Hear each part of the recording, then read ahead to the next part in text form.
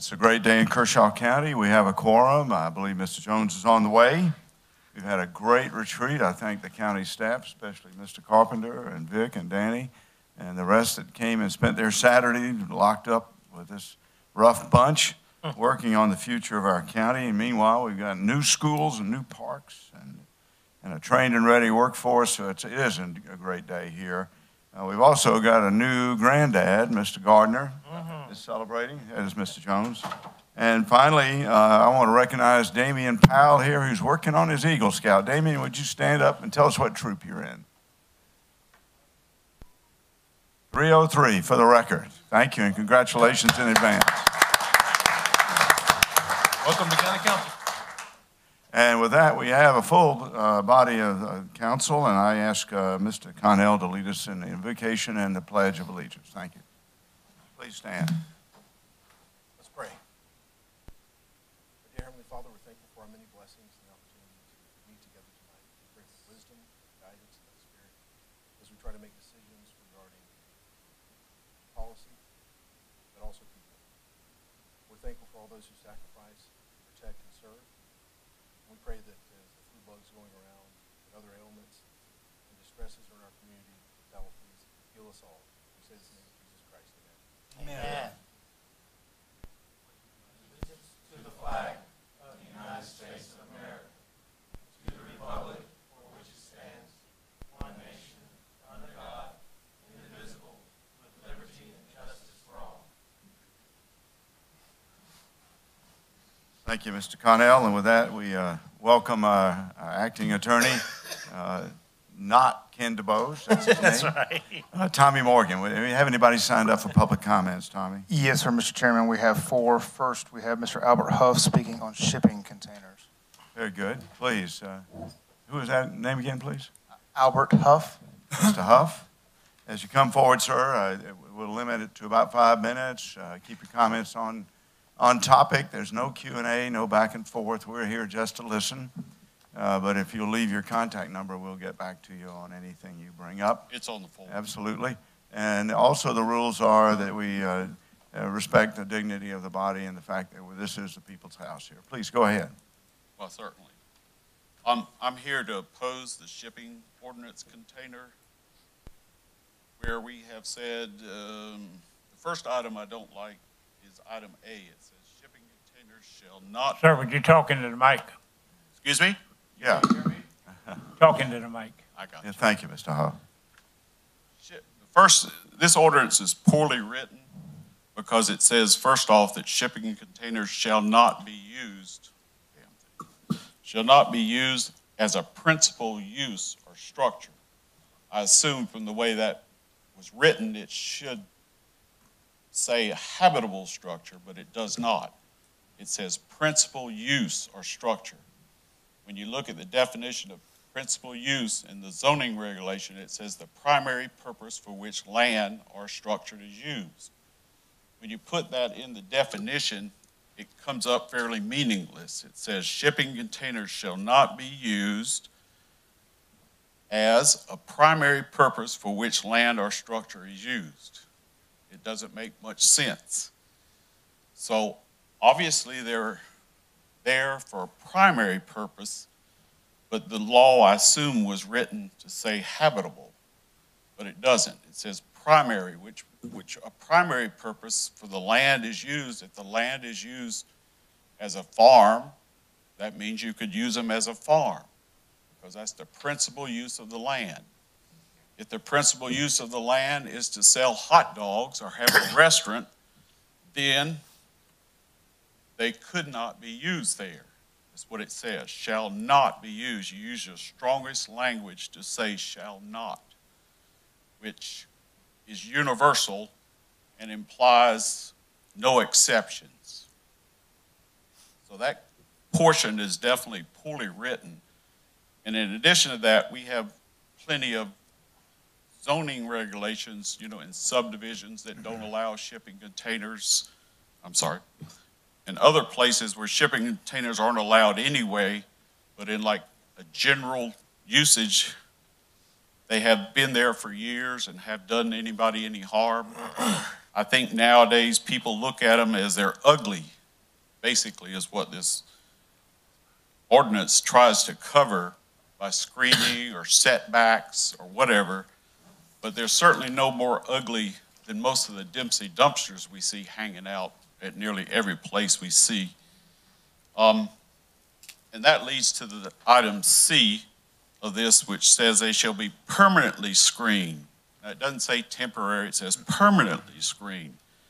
And then of all things in there, it talks about you should use a bulldoze up earth berms that would be 8 feet high to screen them. Well, that would be about as ugly a thing as you'd ever seen in your life. Big mounds of dirt surrounding shipping containers. Besides that, the shipping containers are taller than 8 feet. So you would still see the tops over top of a berm. I mean, it says here not less than 8 feet. So most shipping containers are near 12 feet. I mean, you're talking about a fence that's 12 feet high. I mean, it's just kind of ludicrous. And most fencing that you were going to get is either going to be the treated dog-eared fencing, which is typically very ugly. After about 10 years, it looks like it's just trashed, or these chain link fences with slatting in them typically. And I would say those are not very appealing anyway. Most shipping containers I've seen with just riding around the county are set on a pad, they're out in the open, they're painted, they look fine, they're not really harming anybody. If they're right by somebody's house, I think we have ordinances enough to cover that, to say, hey, you can't put it in front of your house. Hey, you can't put it in your neighbor's, right next to your neighbor's backyard. You need to put them somewhere that's not in a residential area, but a general area where we allow things like that. So I'd appreciate if you look at the ordinance a little closer. If it's poorly written, it needs to be rewritten. And just give it a second look, because I think it definitely needs it. Thank you. Thank you for coming in tonight, Mr. Huff. Mr. Morgan.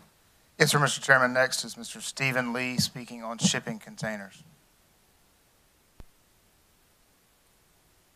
It's Mr. Lee. Reverend Lee. Reverend Steve. Hey, Reverend, how you doing? Pastor. I don't like Reverend. All right, sir. Because I'm not very reverent, I suppose. Policy and people in the prayer tonight. I heard that. I wonder how many shipping containers there are in the county. I wonder if the ordinance as it's written is going to include Walmart, which has quite a few shipping containers all around it all the time, and other businesses, large businesses as well. Maybe that's the primary use. Maybe that's a legal term that I also don't understand, along with Mr. Huff. Doesn't quite gel with me. I am a shipping container owner. My brother owns a shipping container that's on my father's property. Things are stored there that would probably be inclined to be stolen because they're valuable.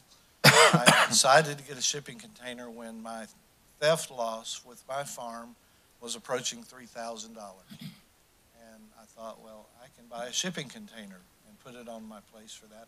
Had no idea that I was just about to become disobedient. The Pharisees brought Jesus to the priest brought him and said, if he were not a malefactor, we would not have brought him to you, in John 18. I don't want to be a malefactor, and I don't want to get rid of my container. So I would just speak on behalf of other container owners that I would like for a change, a substantive change to be made to this policy, allowing the reasonable use of shipping containers. And that's all I have to say. Thank you, sir. Thank you. Mr. Morgan. Thanks, Pastor. Yes, sir, Mr. Chairman. Next to speak is Mr. Chris Jones on EMS.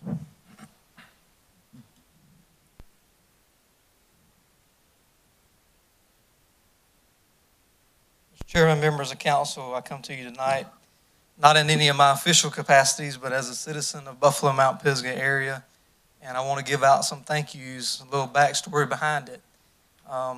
Actually, this time, when y'all had your last meeting, January 22nd, my mother came over to my house. We actually watched the county council meeting on TV, on the live screen. And Mr. Gardner, we had you up on the live screen, and she said, "You look more like Skinny every time she sees you." Because Skinny Gardner was her high school teacher. He taught math, and he coached at Mount Pisgah High School. She's born and raised in the Buffalo Mount Pisgah area. So am I. I'm still a resident there. But unbeknownst to any of us, she left my house about 7:30 that night. And on the way home, she was going up the stairs in front of her house, and she fell. She fell that night. It was 7:30 that night. When she had to fall, she had a flashlight, keys. She did not have a cell phone. She had no way of communicating to anybody. She basically fell, broke her hip, broke her shoulder, broke her ribs on the front porch. She kind of fell down to the ground. That morning, she laid out there all night. It was 30-degree weather. So she laid outside all night. That morning, thankfully, thank God, my uncle, who lives next door, his name's Benjamin Holden, he happened to go by, saw her laying out on the yard, turn around and come back, because he said it didn't look right. She had tried all night she finally made it to the flashlight to try to signal anybody that would come by. She lives on Fred Gardner Road. I know you probably know where that is, Mr. Gardner. It's not a well-traveled road, but it is a cut-through road, so there's cars that go by all hours of the night. But thankfully, once my uncle found her, my aunt called 911, and we had a fast response thanks to EMS Station 5, which is on Porter Road. It was 15 minutes from the 911 call until an EMS unit was on scene. And I can attest that too, and I can't thank dispatch enough. Miss Brenda Johnson, who took the call, Miss Emily Bass, who dispatched it, along with Patricia Crawford and Jean and all those in dispatch. And I can't thank EMS enough, Gerald Blanchard and his crew. Sean Powers was the paramedic, and Jade Hoskins was the EMT that responded. So I just wanted to thank them and really thank you guys for investing in EMS. And this is a real life situation to where I think it made a difference. She's been taken to Richland Hospital. She's had a hip replacement so far. She's still got some work to do with her shoulder. She's got a long ways to go to rehab, but she's on the way to recovery. And I just want to take time as a citizen from that area to thank you guys for your investment. Thank you, Good show. Mr. Morgan? Yes, sir, Mr. Chairman. Finally, Mr. Tom Webb speaking on containers.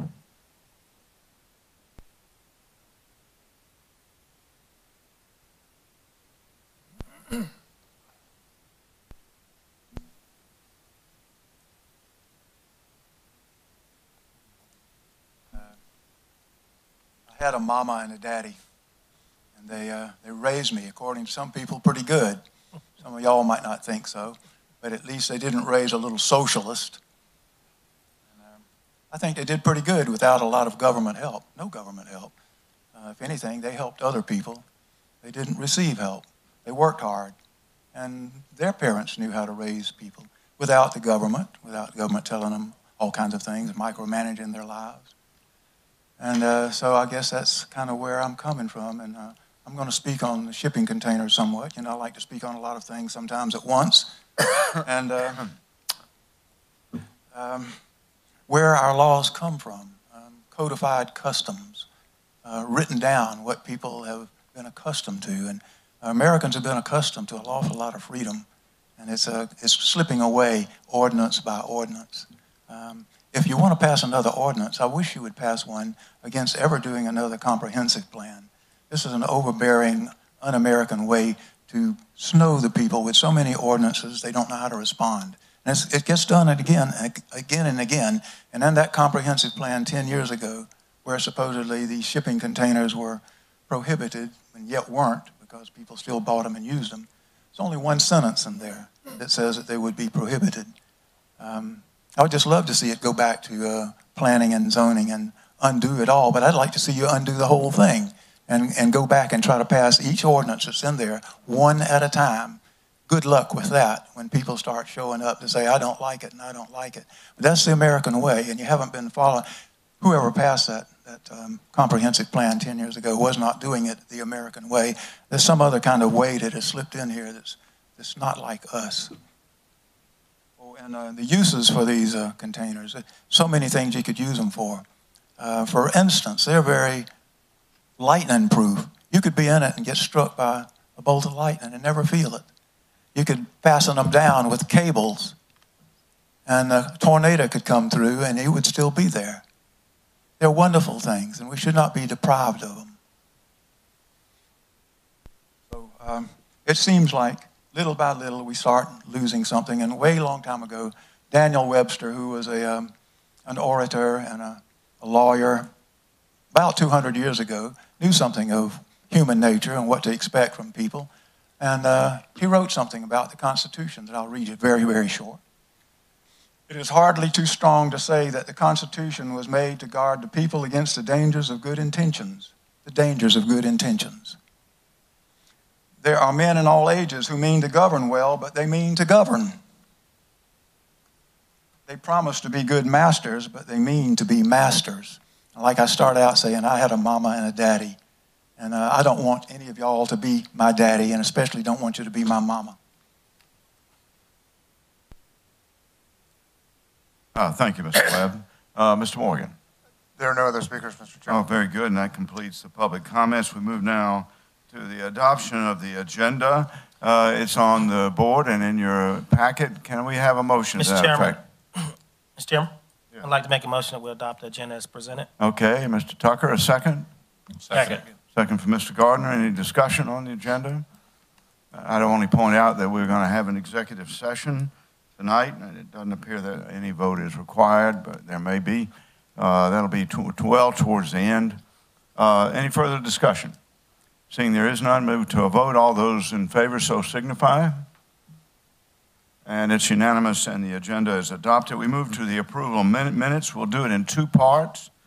The first one is Part A, which is on the board, which is the January 22nd minutes that we had at the last council meeting. Can we have a motion to approve? Make a motion, Mr. Chairman, that we approve the January 22nd, 2019 minutes. Thank you, Mr. Tucker. A second? Second.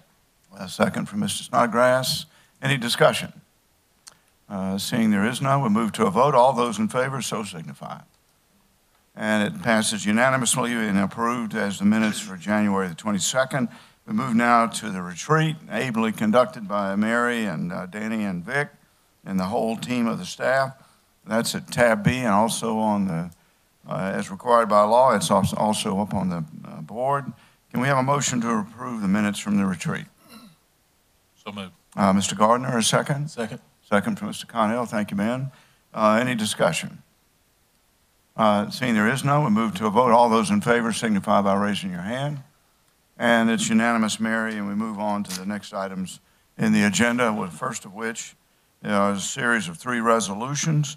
The first resolution of the County Council approving an agreement as to road and parking infrastructure and other matters related thereto is at tab C. And on the board, I'll turn to Mr. Carpenter to take us through this, please. Mr. Chairman, members of council, what you have in front of you is a resolution that is enabling the county to reimburse itself from bond proceeds from the 2014 bond for construction projects being done out at CCTC ATEC Joint Use Campus. Very good. Can we have a motion, perhaps follow a little bit about discussion? Mr. I yield. So move. Okay, Mr. Snodgrass, we have a second? Second. Second from Mr. Bozard. Take us a little further into the detail on the discussion on that. Mr. Carpenter, please. Yes, Mr. Chairman, members of council, as part of the joint use campus, the ATEC and the college were going to share certain parts of infrastructure, parking and roads being the chief ones. The county was committed to put almost $1.8 million into that project. Those projects are now almost completed, so the county has been reimbursing those expenses, and they are to come from the proceeds of the bond that was issued in 2014 for that purpose. Very good. I want a clarification. We established a corporation for that purpose, did we not? Yes, sir. And does this need to go back towards the corporation, or is this No, sir. straight up in front? You got that legal piece. Okay, very good. I think the corporation is headed up by Dennis Stuber, right, as our chair? Correct. Right, thank you. All right, other discussion here. I have one point to make. Tomorrow, is it 9 o'clock? We're going to have a meeting on the joint use campus. This may be a little far upstream, but I do want you to know that fundamental to every start is an end, and we're looking towards the conclusion of the project that was begun by my predecessor, Chairman Gene Wise. You, Jimmy, were part of that, and I think Sammy was too. Were you a part of that, Tom? Yes, he was. So this has been a long road to get that campus set up, and I've asked Mr. Carpenter to have a meeting tomorrow with all the stakeholders, to include CCTC and so on, to make sure we close this project out as ably as it was begun. Any other discussion? Okay, let's move to a vote. All those in favor signify by raising your hand. And Mary, it passes unanimously. We move to the second resolution, and it also is, yep, it's on the board, authorizing the approval and execution of the facility encroachment agreement by and between CSX Transportation, Inc., Kershaw County. It's at tab D and on the board. With that, Mr. Carpenter, just a little explanation, and we'll move to a motion. Mr. Chairman, this relates to the town of Elgin and the building of a new restaurant and the tying in of that restaurant to the county sewer system, by which we must secure an encroachment from the CSX Railroad, which part of their right-of-way is affected. Very good. I see we have our illustrious mayor here and Elgin News. Can we have a motion to so approve, please? So made. Mr. Connell, that's your district. A second? Second. Second from Mr. Tucker. Any discussion? It looks straightforward. With that, we'll move to a vote. All those in favor so signify. And it's unanimous. We move now to the third resolution by Kershaw County Council, consenting to a sublease by and between Central Carolina Technical College and Kershaw County Chamber. And I think we have the chamber represented here tonight, too. I think the president's here, Kim. Mr. Carpenter, can you take us through this, please? Mr. Chairman, members of council, as you recall, several meetings ago, the council amended the intergovernmental agreement between the college and the county in order to allow uses of the facility there that would not be explicitly educational in nature. This is the next step, which is actually approving the sublease between the college and the Chamber of Commerce for that property that was formerly used by the county. All right, can we have a motion to approve? Make a motion to Mr. Tucker, and we'll give you a second, Mr. Bozard. Thank you. Any discussion? It's, to me, it's just wonderful to see the staff move through these complicated things with such clarity so we can vote on them very, very easily. These are important, though they're quickly dispatched, and they're quickly dispatched because the staff's done their work. Any further discussion? Seeing there is none, let's move to a vote. All those in favor so signify. And it's unanimous. And Mary, we passed all three resolutions. We move now to a series of ordinances, and believe there's only one. I think it's on the board. It's the second reading of an ordinance by Kershaw County to amend the County Unified Code of Zoning and Land Development Regulations for the accessory structures and uses. It's at tab F and on the board. I believe this is placed on the agenda by Mr. Bozard. You have the honor, please, sir. Thank you very much. Can you make I make the motion that we approve second reading of the ordinance to establish the containers. And can we have a second to place it in play for discussion? Second. Second from Mr. Tucker. Mr. Bozard, you wanted to have, Yes, have a this few ordinance words. originally, no one in Kershaw County could have containers in their yards. We tried to amend it so they could have containers. Anybody that had containers in the yard had them illegally. And we're trying to fix this. So now at this time, I'm going to turn it over to Mr. Tucker, who has an amendment to this. Mr. Tucker, you want to make the amendment? Yes, sir, if I may, Mr. Chair, and thank you, Mr. Bozard. At this time, I hereby make a motion that the ordinance to amend the Kershaw County Unified Code of Zoning and Land Development Regulations, ZLDR, Section 3.25, to amend the regulations for accessory structures and use be amended as follows. The title of the ordinance should read, an ordinance to amend the Kershaw County Unified Code of Zoning and Land Development Regulations, Section 3.25, to amend the regulations for accessory structures and use. The first whereas paragraph remove entirely. The second whereas paragraph remove from the word unanimously. The third paragraph be amended to read, whereas Kershaw County Council wishes to amend the Unified Code of Zoning and Land Development Regulations, and the second amendment section of 3.2.5-3, location of accessory structures, which adds shipping containers, be removed entirely. That is my motion. Very good. Can we have a second? Second. Second from Mr. Bozard. Would you lead us in discussion, Mr. Tucker? Yes, sir. We've struggled with this, and I just want to make sure that the public understand what we did last council meeting was part of the right step to follow up in this meeting. And so what we're trying to do is make it where folks aren't in violation of this law, and then eventually have planning and zoning go back to reassess what is there. Does it need to be an ordinance, or does it need to be rewritten, or whatever the case may be? Very good. Mr. Bozard, you have seconds. Yes, just to make it clear, Mr. Tucker, would you explain in good and simple language that we are eliminating all containers from the ordinance, period? Yes, sir. We're deleting the shipping containers from the ordinance. Very good. Thank you. Mr. Jones, you helped out. You want to have anything to say? After me? Why is that? All right. I want to hear what he has to say. I know he has some comments. All right, Mr. Connell? Well, I have some questions, but I haven't formulated them yet. Okay, let me just, thank you very much. Let me just say this. Comment was made, this was put on the agenda because it needed to be done. No, it did not need to be done. I voted against it 10 years ago. I voted against it last week. We have planning and zoning rules and regulations that govern structures in yards, and shipping containers can also be held under that umbrella. However, Councilman, Vice Chairman Tucker did call me. He did ask me would I co-sponsor this amendment with him. I said, well, let's have some clear language about it. What do you want to do? And he explained it to me. So I do support this tonight because you're striking it from the books and you're sending it back to planning and zoning. And I was told by staff that if this wasn't council driven, they would have never pushed this before county council because they didn't see the need for it. So I have some issues with it, and I certainly will be supporting your amendment tonight, Mr. Tucker, because it does strike it from the books. It'll take it back to planning and zoning, and I hope that planning and zoning will use some good common sense and not try to just create more bureaucracy for the folks of Kershaw County. Thank you so much for your time. Thank you for your support. Other comments? Mr. Bozard? Yes, sometimes in working with these ordinances, the old saying is you got to go around your elbow to get up to your shoulder, or something like that, which it was.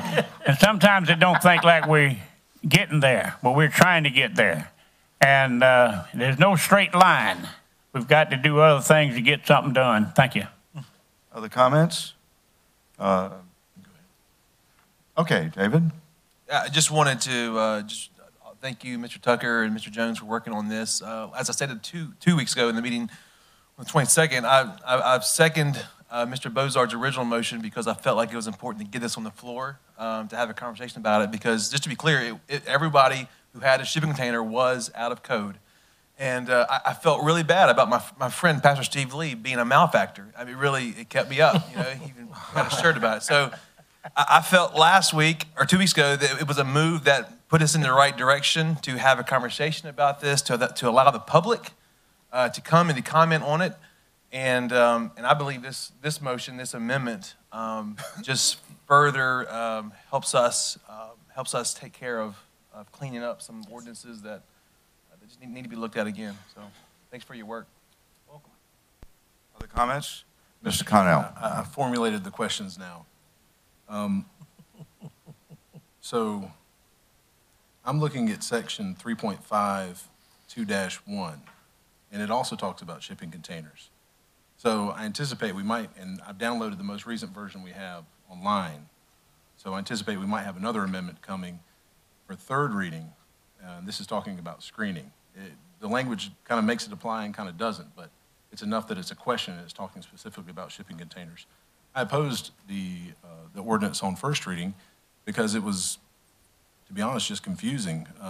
As the books had it, you could have your house as a shipping container if it met the building codes, but you couldn't use it as an accessory structure or for storage. And then what we read on first reading was you can have it as an accessory structure for storage, but not as a house. So now I actually like what we have tonight, removing further restriction on shipping containers. You could still use it as a primary residence if you wanted to. Heck, they're the strongest things out there on the market if you want to put the money into bringing them up to building code and standards. I've got a friend in Charleston who has a shipping container house. It's absolutely beautiful, and it's probably the most hurricane-proof thing down there. But I think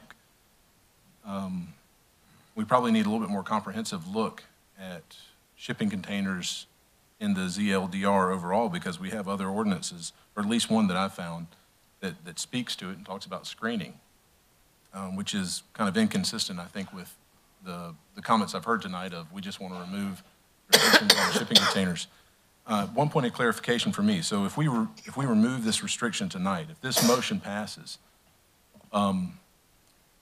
would setbacks still apply to shipping containers? And that's up for whoever wants to answer it, whether it's planning and zoning or Vic or attorney.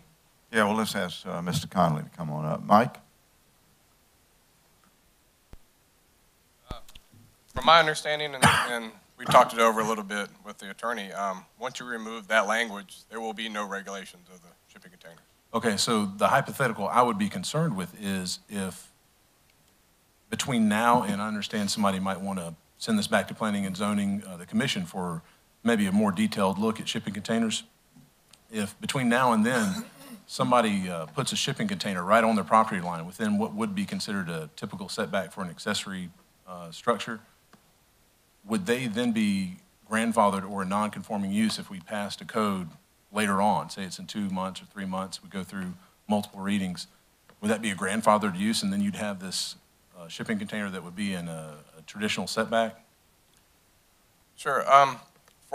In order for it to count as a non-conforming issue, which is synonymous with grandfathering, it would have to be legal at some point in time. So if we required a permit or however that would be, if we just did not regulate them and one day we decided to start regulating them, my assumption would be it would be a grandfathering or non-conforming issue. Yeah, so that's a concern for me. If it could be stuck in a setback area because we're totally taking away all restrictions, at least beforehand it was considered somewhat of an accessory structure, and setbacks or something else would apply. We had some way to say you can't just set it on, you can't set a 40-foot long, 12-foot high shipping container on your neighbor's property line. So anyway, I'm willing to support it tonight, but I think by third reading we got to do some more work to make sure it's in line with maybe other hypotheticals, but at least the one I mentioned tonight, and then also so that we can address section 3.5 2-1. Screening of the storage containers. Yeah. Those are the questions I had. Okay, Mr. Bozard, I'll come to you, sir. Mr. Conley. Yes, sir. Unless the building codes has changed, you can't use setbacks to put buildings on, build on anything else. Has something changed in that? Well, that's if we required it to be a building. We're not, if we just unregulate them, we're not categorizing them as a building. So they would be able to be put anywhere. They could be put in the road. I mean, we wouldn't have any jurisdiction over to enforce any of them. No, they can't. Well, setbacks is setbacks. You can't build in them. Sure. Right? You can't build in a setback. It's That's a non-buildable exactly right. area. So we can't put containers in setbacks. You don't. Well, we wouldn't be regulating those particular structures. So, or I shouldn't say structures, those elements. We wouldn't be regulating them. So I'd be happy to respond if I might, Mr. Chairman. Well, And then I'll respond after you. Yeah, go ahead. If it'd be helpful, I think the issue here is these would be buildings with no name, basically. I mean, we would call them shipping containers, but our code wouldn't really call them anything. And it'd be like just setting something there. You don't have to build a pad. You don't have to pour a footing. You don't have to do anything that requires a permit to back a truck up and set it down in a particular area. So I It guess. would just be personal property. Yeah, from my comments, I hope what you're getting is at least setbacks should apply to shipping containers. At least that. That's an interesting point, and we should take that up with the staff. Let's have a review of that, okay? Mr. Gardner was next up. I was Please. just going to say, don't some of the subdivisions self-govern themselves with covenants and things like that? Would that not apply to some of these things as well? Well, Yes. the conversation we had was before now they were regulated, so most people didn't put these particular things in the covenants.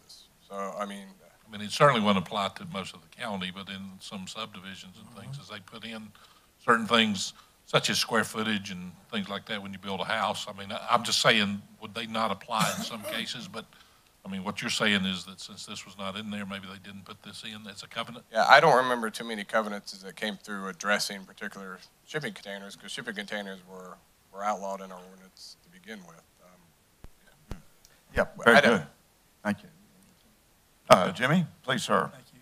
Well, I just don't buy any of this. We regulate what we want to regulate, Mr. Conley. There's there's a lot of ordinances, restrictions on the books as we speak now. You about have to have permission from the government to go out and use the bathroom in your backyard.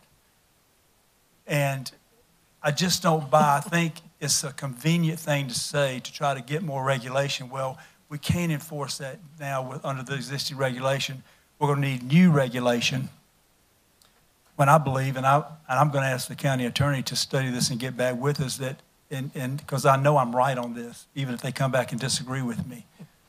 Bottom line is we have so many zoning issues going on right now on the books. You can't tell me that you're going to let somebody put stacks of shipping containers out there and there's not going to be anybody from planning and zoning going out there and investigating, looking at it, and using the existing codes to make sure that they're doing what folks would have to do with the existing laws. But I think this is government 101 at its best. And to me, it's sad. Thank you. Let me see if I can capture. I think we've got two taskings for the staff before we come back in. One I'm very clear about from Mr. Connell on setbacks. Mr. Jones, could you formulate what it is you wanted the staff to do there? I thought I said it pretty clearly. I just want to understand it, so I got it. Go ahead. You put any structure on a piece of property, planning and zoning has codes. They have laws on the books right now that they go out and enforce. And I just don't buy it that someone can put a shipping container, that we've got to specifically say shipping container. I just don't buy that. I think I interpret what you said to be the same thing that Mr. Connell said. Look at the setback regulation and see how that applies. That's a specific case. Is that satisfactory, Jimmy? Just trying to understand. Do you understand what I'm talking about, Mr. Conley? I'll go for, I'll research anything you need me to do to bring back. We've had some preliminary discussions about this.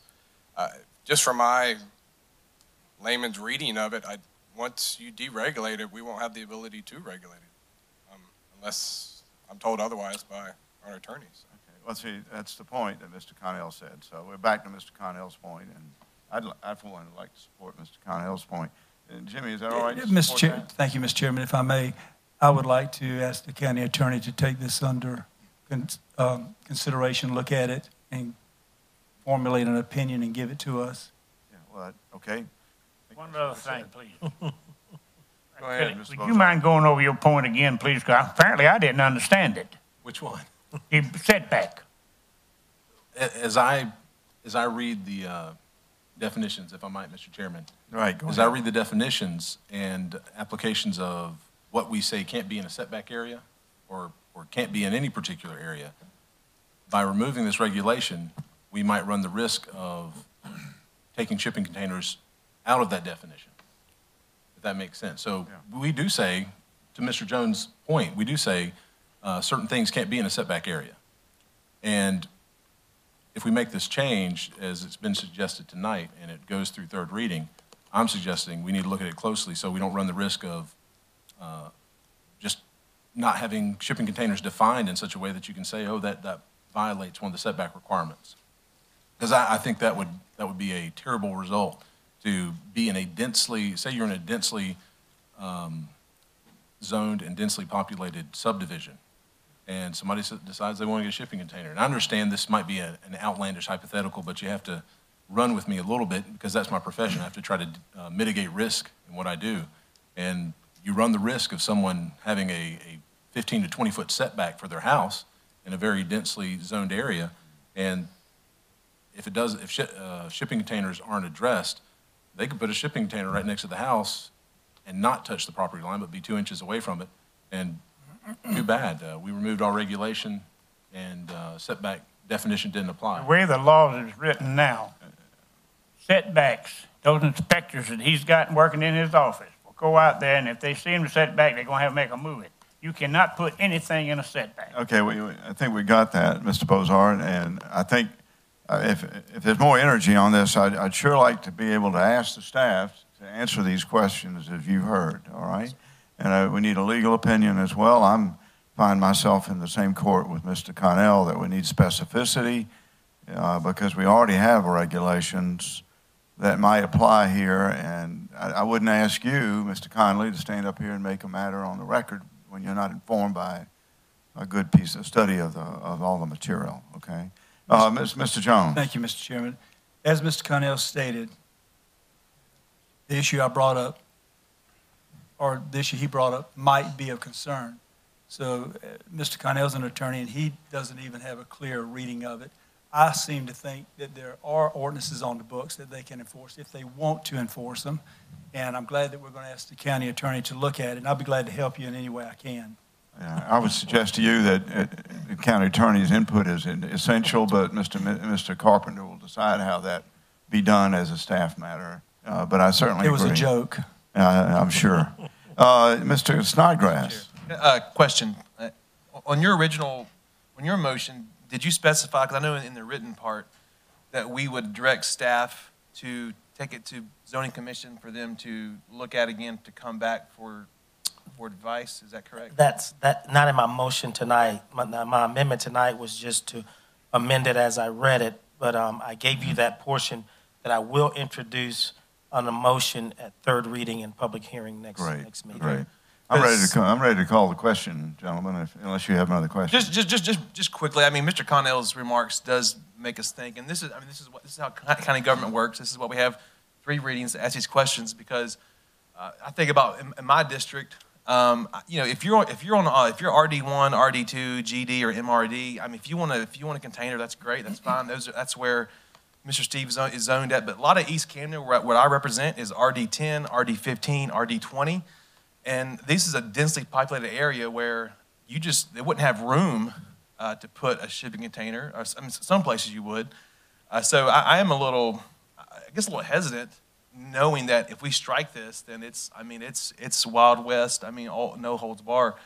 Go for it. I'm just thinking out loud at this point. I know that's probably, so. Well, we got staff action. Mr. Cannell, give him something. Yeah. I think are you through with his question there? Yeah. Yes, sir, but I just want to make one point, Mr. Chairman.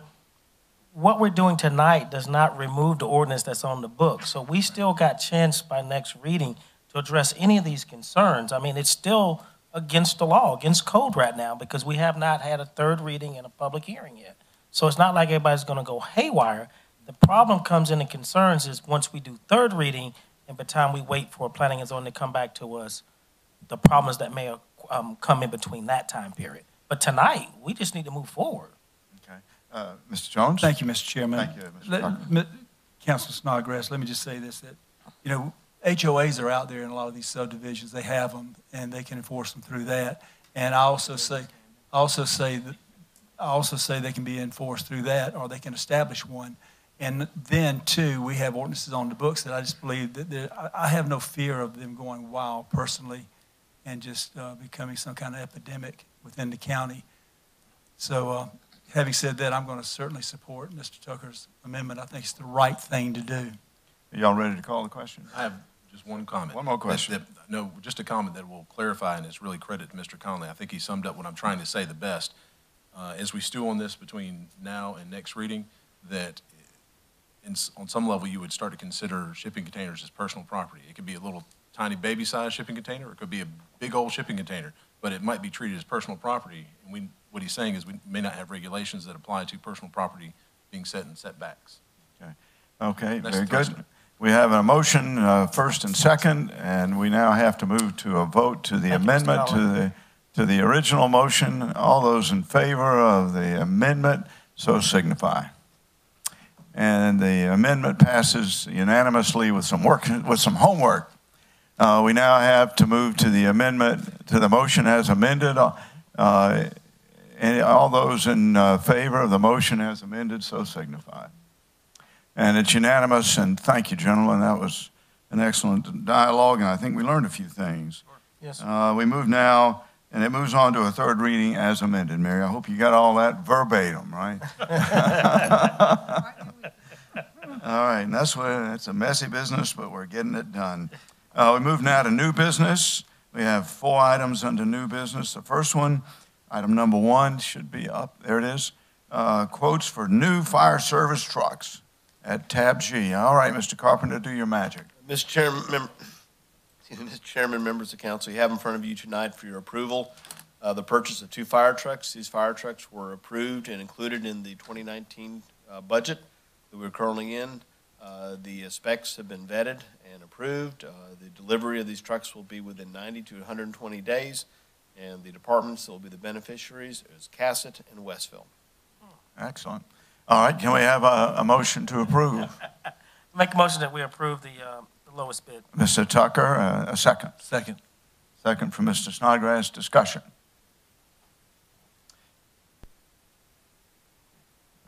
Who can be against fire trucks? All right, all those in favor signify by raising your hand, and it's unanimous. I always wanted to be a fireman. Number 2, the second one is the outcome. We have Kyle Kelly here. Thank you. Outcome of the 2019-2020 retreat we did last week. And we have the goals and objectives here at tab H. A little bit of housekeeping first. If any of you wish to amend a single goal or objective, we're going to do it one at a time, not by block. If you want to change a period or paragraph or split infinitive, and there's at least one, you can do that. But the point here is if you wish to amend this, we'll do it line item by line item. So first of all, we'll get it on the table. Can we have a motion to approve these goals and objectives? Mr. Chairman, I make a motion that we approve our goals and objectives for 2019-2020. Very good. A second? Second. Second from Mr. Snodgrass. Did you have Yes, to, sir. David? Thank you very much. All right, Mr. Tucker, you want to open it for a discussion? Yes, sir. I just want to start off by saying thank you to Santee Lynch's and Cal for coming up and spending the day and helping us dig through this. And it just didn't happen that day, but the preparation prior to of trying to get our thoughts to you so you can formulate this. So I say thanks and appreciate your hard work for Kershaw County.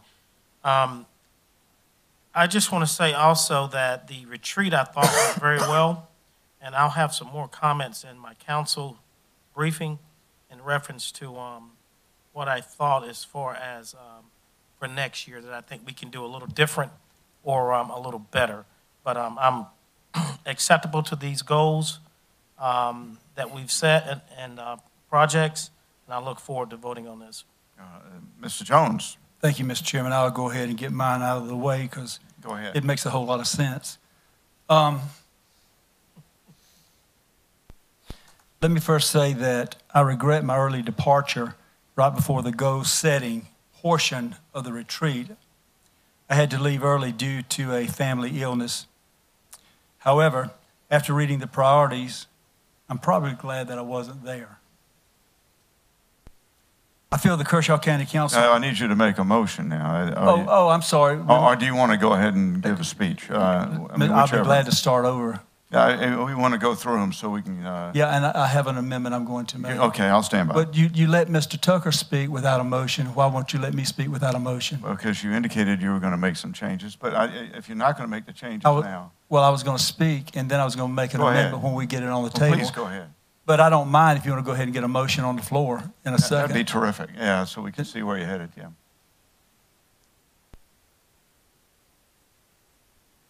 Yeah, if you would. I'm not making the motion. Oh, okay, good. All Is right. anybody making a motion? We've got a motion in a second. It's on the table. Yeah, That's it's on the going table. through each goal to see what you Okay, want to then, change. if we have a motion in a second, and you let Mr. Tucker speak, why is there an issue?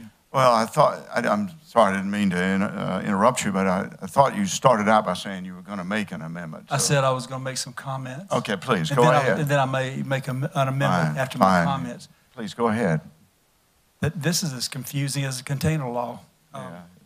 But anyway, all right, thank you, Mr. Chairman. I'm going to start over.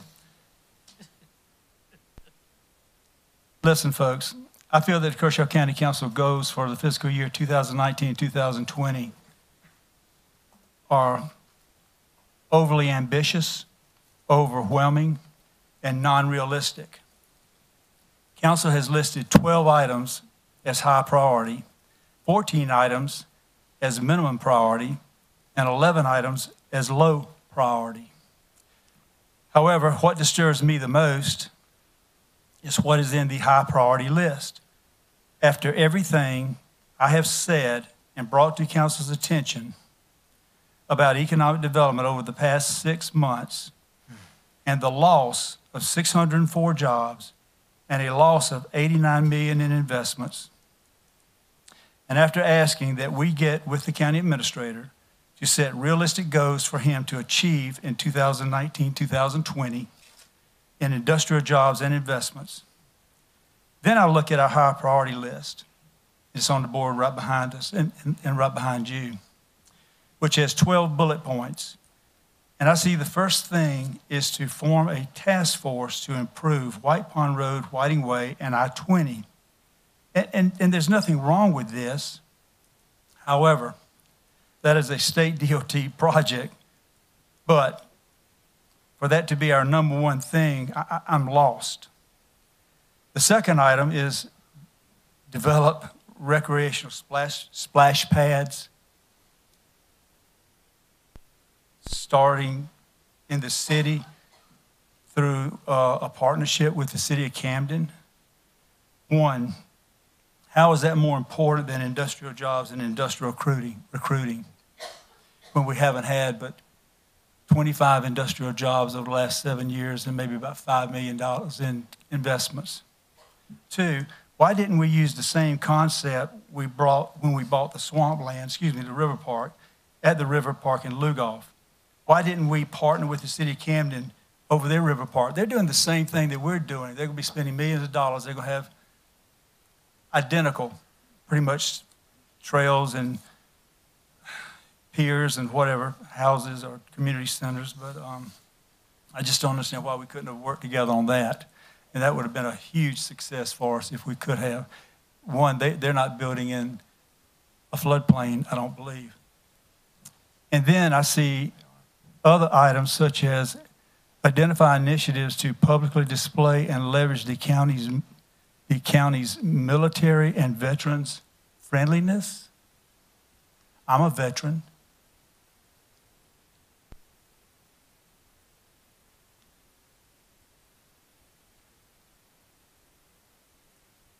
I think we need to act on the county fire service plan.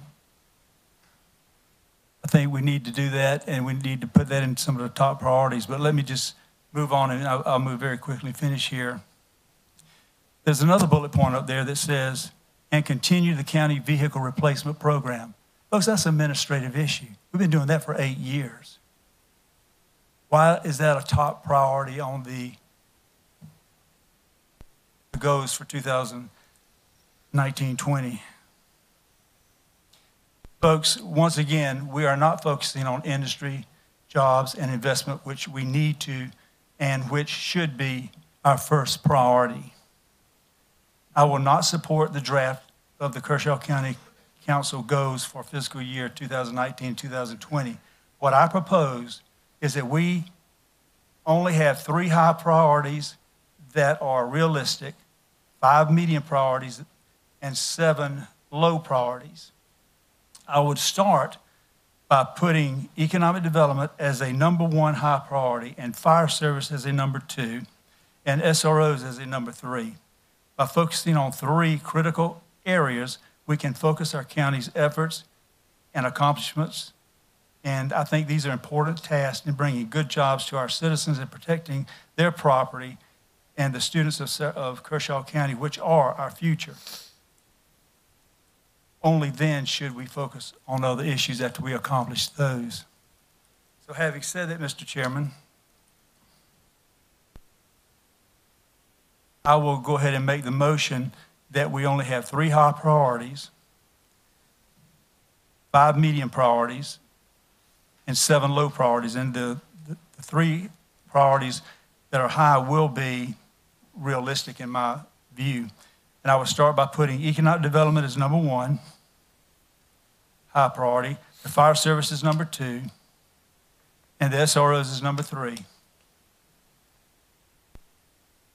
That would be my amendment.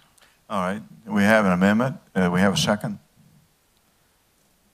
There is no second. The motion dies. We move to another. Mr. Chairman, thank you for your time, and thank you, members of the County Council. Mr. Tucker, do you have an amendment? I do have a clarification. Can I just ask for a minute? Yes, sir. I think when this came to us from Kyle Kelly, if you look on page 2, items for future discussion, I think we need a little explanation of why that's that way.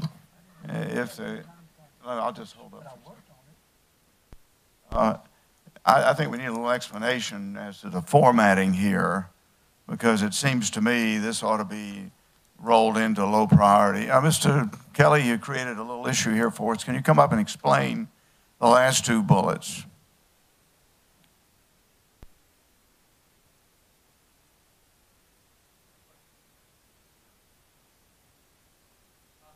No, it's not. Nope. You blew it out. Yeah, all right. We'll see. Danny will do his magic. Thank you. You can take mine. Well, not to hold up, I would explain that to us. Go ahead, please.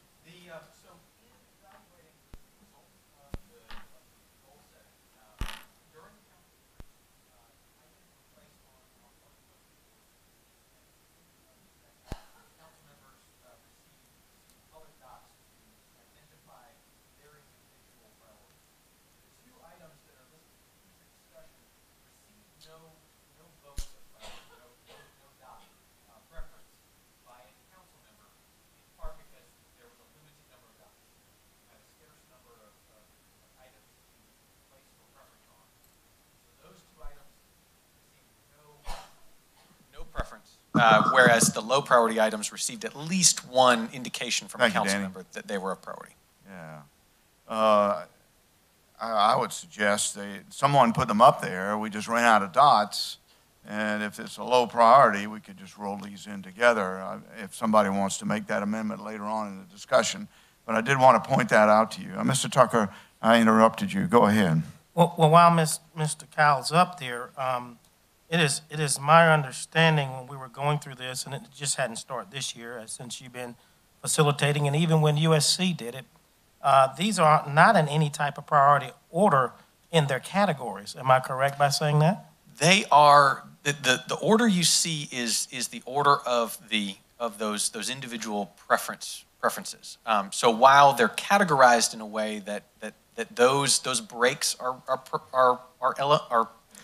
the breaks between the 3 categories are natural breaks in those numerical order.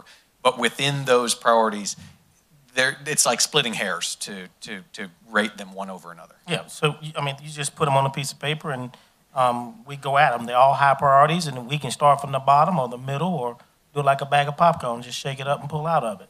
Yep, certainly. Yeah. Okay. Now, my other same point. as last year. Right, yeah, that's the system we've used. Now, to Mr. Jones' point here, with not approving this, how many of those goals and objectives are yours, Mr. Jones? Because you didn't turn your sheet in. You're exactly right. I had to leave early. No, this was prior to the meeting. Exactly, and that's why I brought them tonight. And I took your list that y'all presented and was handed out to everybody, the ones that y'all did. Yes, sir. You guys, the county council, I took that information and I went through it and I made my priorities, which I have the right to do. Oh, I'm not doubting that, but And what I'm everything saying, I did here tonight is correct and right. if you put yours up on that board where Mr. Cowell can have it where we can put the dots, then we'll have a chance to prioritize yours into this list as well. But that wasn't turned in. So Mr. the Jones? process. This is strictly. Okay, Mr. Jones? Yeah, thank you, Mr. Chairman. Councilman Tucker, what you're saying makes no sense whatsoever. Well, it makes plenty sense to you me. understand exactly what I'm saying. I took the goals that this county council put up here because I had to leave due to a family illness. I took the goals that you guys put up here because there are some good things such as economic development, fire service, SROs. I just don't think SROs should be in the medium range. I don't think fire service should be low. I don't think that economic development should be low. I think they should be the top three. And I think when you have as many as we have up there, it becomes mind-boggling. And so I made my amendment, and I recognized the three priorities that I have. Okay, well, I'm going to move on also, Mr. Chairman. I just want to make the point that we do this because our budget dictates what the administrator can and will be able to do. You can have all the pipe dreams and the things that you want, but if we don't fund it from up here, it won't get done. He does not have a checkbook that he can write personal checks out to run this county. So something as simple as vehicles. Yeah, it sounds simple, but if we don't fund it from up here, there's no way he can make it happen. So that's why we do this, and your goals and objectives follow your funding, which helps us to make sure that we get our budget right for 2019, 2020. And let me make a couple of points here, Mr. Jones, and I'll get to you. All right, thank you. During the period where Mr. Jones was absent, which was in the morning, the city of Camden strongly suggested that we pursue the water park and strongly recognize the collateral benefit of having their park and the park that we have on the West Bank at US 1. In fact, he said they entertain two different purposes. So there's a whole, and maybe we can take some time to back brief you, Mr. Jones, on what you missed by not being there in the morning. And then secondly, Mary, did you get priorities from all council members? And if so, who did you not get one from? I got from everyone. Okay. So the first time we're seeing it is tonight. Mr. Jones, I'm concerned that your priorities are not being received in time for this body to operate on in the time that we had all agreed that we would operate on them. I see that your three priorities are in here, and we want to make sure the 10,000 people that you represent, voices are heard even though you weren't there to express it. So how do you propose that we put those down? Well, let me make some clarification on some of your comments and Mr. Tucker's comments, which I found interesting. One, you say that, Mr. Tucker, that we have to put the rotation of vehicles on the retreat list or the wish list because we're going to put it in the budget. Well, we don't put every single budget item on our priority list for our retreat. That's an administrative issue, and I stand by that. And, Mr. Chairman, when you talked about the City of Camden Water Park, you know, that they came to us, why didn't we go to them when we started developing the river park for all this amount of money that we're going to put into it? Because we're doing the same thing, exactly duplicate of what they're doing, pretty much. Step by step, we're putting the same thing in over in a flood zone. And, you know, when you talk about me not being there, well, I was there. I had one of my children at home was sick, and I was late getting there because my wife had to go into work, and I don't mind telling the public that. And I also left early because he was still there by himself, so I left. But I tried to make an effort to get there, and I spent a couple of hours there. And I went to Miss Mary, and I asked her to give me a list of the priorities, and she did, and I got them. And I accepted y'all's list. And I actually am working off your priorities, Mr. Chairman. I'm working off your priorities, Mr. Tucker, for y'all to sit there and to absolutely try to dismiss what I've done or what I'm trying to present here tonight is just unfortunate. Well, because, wait a minute, I'm not finished. Go ahead, please. Because bottom line, everything that I mentioned in my report tonight and in my list of priorities are right up here on this board. There's no difference. So they weren't blindsided. I have different priorities than they do. I happen to think that if we need 2 ambulances and we're going to take $400,000 and put it into the river park on the shelf for the future needs, that we should buy those 2 ambulances first. That's where we differ. And that's where I'm not finished. I see you getting ready to say something. That's where we differ. When I see a list of priorities and I see green space, green space, green space, green space, and I have sat here for 6 months and I have identified 2 phony companies on our webpage, private, confidential companies that totaled 200 jobs and $10 million worth of investment that did not exist. I did not get one single, and I don't want to thank you from my colleagues up here, but when I did not get a single acknowledgement for recognizing this being done, it was as if it didn't matter. And then they want to sit up here tonight and try to discredit me because I had a sick child at home and I only got to spend a few hours at the retreat.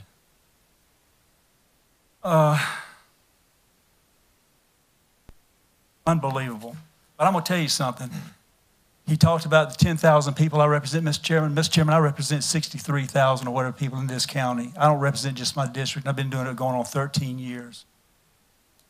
Whether you're in my district or not, if you call me, I'm there. I work for you. I don't work for politicians and bureaucrats.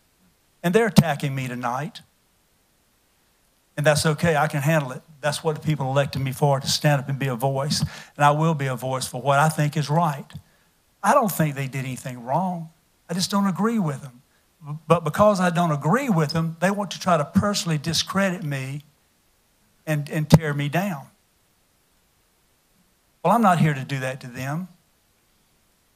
I just don't agree with their priorities. I just don't, and I don't mean to laugh. You can't make this up. To me, it's just that ridiculous. But anyway, I'm not get finished. you in a minute. But I'm going to tell you something. Everything that I said in my report, I just said I would start with putting economic development priorities first. Why are we so upset about that? And then I said I would put the fire service second, because we made a commitment to the people in Kershaw County that we were going to complete something. And let me tell you about that promise we made to the people in Kershaw County, a commitment. And this can be twisted and spun any way they want to spin it, but we made a commitment that we were going to do a referendum question. We were going to study the fire service. We were going to do some questions and put it on a referendum for the people to tell us what they thought, get some feedback from the folks.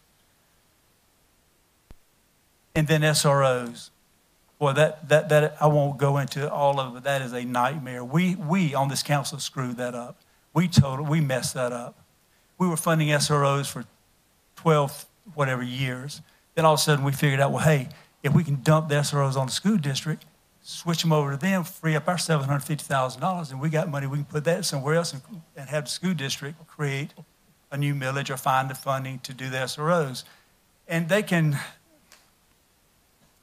giggle, smirk, laugh at what I'm saying, but they know I'm saying the truth. They know I'm speaking the truth. And I will stand up for what I think is right. But to personally attack me for not being there this weekend when I was there, and I think it's just very unfortunate. But those are my 3 focuses, and the 3 things that I focused on came from your list. All right, Mr. Chairman, thank you. Okay, we'll move on. Back to the rules of the House, we agreed was line item changes. I want to first say that I would like to agree with the councilman, but he is making false statements. That is it just goes beyond the time available to address those points. We return to the discipline of this House and to see if there are further amendments on a line item basis. I had suggested that we take the last 2, and I would ask if there would be an amendment that would take the last items for future discussion and roll those into the low priority. Is there such an amendment or a motion? Okay. Okay, they stay there. Now, any other items for motion? Mr. Connell. Thank you, Mr. Chairman. I have one under low priority. Forgive my count. This is 1, 2, 3 down. We've got developed strategic plan for US 1 corridor, Elgin to Lugoff. Given that is the most densely populated area in the county and the fastest growing, and I think the one regarding East Camden is in the right place, I'd suggest that we move it to at least a medium priority to account for the residential and hopefully economic development growth that will happen in that area. Yeah. Just as an example of. Let's make the motion. Oh, sure, I'll make the motion. Which one is it, please? So that is the motion. The third bullet point down, develop a strategic plan for US 1 corridor, Elgin to medium Lugoff. priority. Yeah, my motion is we move it up to medium priority. Okay, can we have a second? Second. Second from, is that you, David? Can't hear you. Yes. Yeah, thank you. Second, any discussion? Go ahead, Ben, please. Sure. With everything we have going on at the White Pond Road 20 exit, you're aware of the asphalt plant, Ernest Health making a move there, Love's Chevrolet coming in, and the additional residential growth. I think the entire White Pond Road Highway 1 corridor is important for us to try to get ahead of. And yes, some of those are DOT projects and funds, but we, through the CMCOG, worked on commissioning the Westwater Retransportation Study. And if we don't speak up, none of these projects will ever happen. I've seen the queue of DOT-funded projects, and we are way down the list. And the only way you can get ahead of another project is if you can show matching funds or an exigent or emergency circumstance. And I'm not quite saying we have an emergency yet, but you better believe at White Pond Road and 20, additional economic development is going to come. I think paying attention to infrastructure in that area is actually a economic development move, because it won't be too long before a hotel or something like that comes, maybe another restaurant or two. You know, I'd appreciate your consideration there. Other discussion. And Mr. Tucker, please, sir. Yes, sir. Mr. Connell, as much as I would love to support your amendment and move it up to a higher priority, which I think it needs to go, I believe in the process that we took and what Cal came up with from our votes.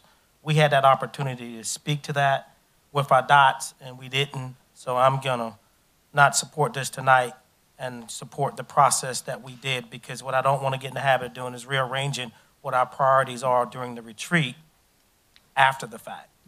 Let me ask a question in deference to both of you. The first item under the high priorities is the task force on White Pond Road and Whiting Way. It's not because it's first, it's not top priority, but it's in the high priority column. Ben, is that inside your construct of how you made that motion? I mean, that's part of how I view it. I view that as a very high priority, and I would say going from Elgin to Lugoff is right up there with it, but I'd be satisfied if we place it at medium priority. Listen, I know a lot of this is just a matter of degree, but I think there's precedence, Mr. Tucker, for adjusting these goals. I think we had 1 or 2 votes last year where if a goal didn't seem realistic, we moved it or adjusted it. And, you know, I'm just shooting from the hip. I can't. I'm going to say, I don't remember that. Well, you know, I'm pretty new at it, so Yeah. a lot of it seems fresh to me. And I recall doing that and thinking, oh, okay, we can adjust our goals, which I think is a healthy thing. Yes, sir. But I also believe this is part of the process tonight. So if you're persuaded by the positions and arguments I've made, you know, so be it. I hope it works. But if not, you know, we'll continue pushing. But I know this much. Yes, sir. If we don't focus on these road projects, even if they're state funded, they will never happen. And you're absolutely right. And that doesn't say that we can't reach down from high to low to medium as, you know, time or opportunity dictates, because we've done that before. We just haven't moved them off the list and shuffled them around. Mr. Chairman, if I might. Please respond. Just last point is I've found in my short times serving in government that a lot of times opportunity is made by the power of your will. So if you can almost will something to happen and show someone that's important and gather some matching funds and demonstrate the data that supports it, you can actually get something done. So with that, that's all I have to share, Mr. Chairman. Let me just go back to infrastructure for a minute. We've already addressed the sewer issues out there. And I'm really happy with the way that's developing.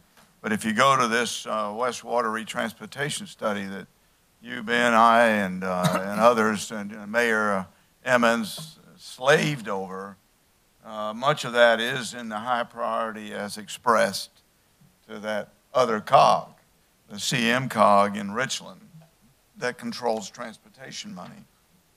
It would not be inconsistent Mr. to Chairman. move it from a low to a high priority, or a low to a medium priority as the motion that's before the table right now. Other discussion? Yeah, Mr. Bozard. I'm sorry, Dave. Mr. Carnell, on the other end of that road that we're discussing here, going out the other way through Palmetto, asphalt and so forth, going out to White Ponds Road, we've got noticed that maybe there might be a truck stop going out there. Would you like to amend your motion to include that also? No, I think that's already addressed in what we discussed. That's White Pond Road, adjacent to Whiting Way and Highway 20. What we're talking about right now is Highway 1 from Elgin to Lugoff. Oh, just Elgin, okay. Yeah, That's okay. already in the study. Yeah, David? Yeah, Go I ahead. was just going to say that, Ben, I'll support this move, just kind of in good faith. Not that because I do feel like that whole Highway 1 corridor needs to be a focus. However, I do want to point out that I specifically asked for the East Camden part of the corridor because Elgin gets natural attention because you're so close to the Columbia sprawl that it just gets natural attention.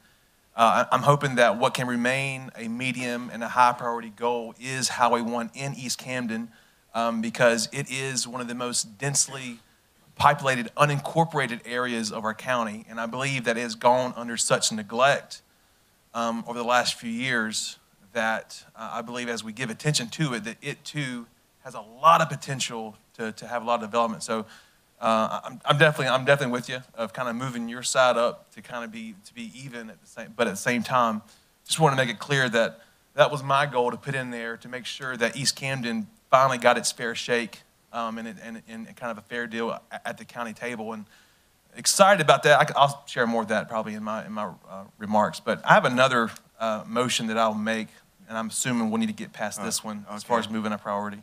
Ready to call the question? All right, let's move to a vote on this amendment. All those in favor of the amendment to move item number 3 on the Elgin US 1 Lugoff corridor to a medium priority signify by raising your hand. It's Mr. Snodgrass, Mr. Gardner, Mr. Burns, Mr. Bozard, Mr. Jones, Mr. Connell. All those opposed as Mr. Tucker, and it passes.